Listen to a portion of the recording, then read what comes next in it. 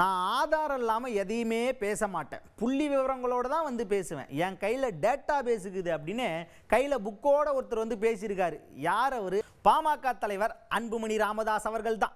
என்னன்னா, உரிமை மிக்க தலைமுறை காக்கன்னு ஒரு கூட்டம் நடக்குது. அது செஞ்சியில் நடந்தப்போ தான் கையில் ஒரு புக்கோடு வந்திருக்கார். அந்த புக்குக்கு பேர் விடியல் எங்கே.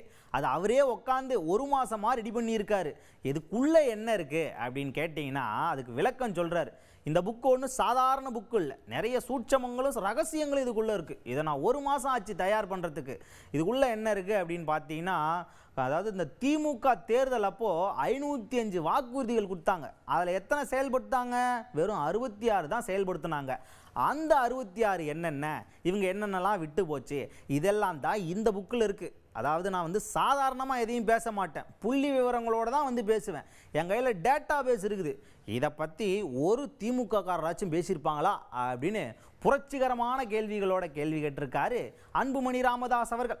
புத்தகத்தில் என்னென்ன கொடுத்துருக்கேன்னா, திமுக ஆட்சி வருவதற்கு முன்பு உங்களுக்கு தமிழ்நாட்டு மக்களுக்கு கொடுத்த 505 வாக்குறுதிகள், தேர்தல் வாக்குறுதிகள் உங்களுக்கு கொடுத்தாங்க. நாங்க ஆட்சிக்கு வந்தா வானத்தை விழா அப்படியே மழிவோம், இது செய்வோம், அது செய்வோம், இப்படி பண்ணுவோம், அப்படி பண்ணுவோம்னு என்னென்னமோ சொல்லி ஆட்சிக்கு வந்துட்டாங்க. பொய் சொல்லிட்டாங்க. எவ்வளவு, எத்தனை பொய் சொன்னாங்க? 505 வாக்குறுதிகள். அதுல எத்தனை தெரியுமா இன்னைக்கு வரைக்கும் நிறைவேற்றிருக்கிறாங்க? 66. 505ல எவ்வளவு நிறைவேற்றிருக்கிறாங்க? வெறும் 66.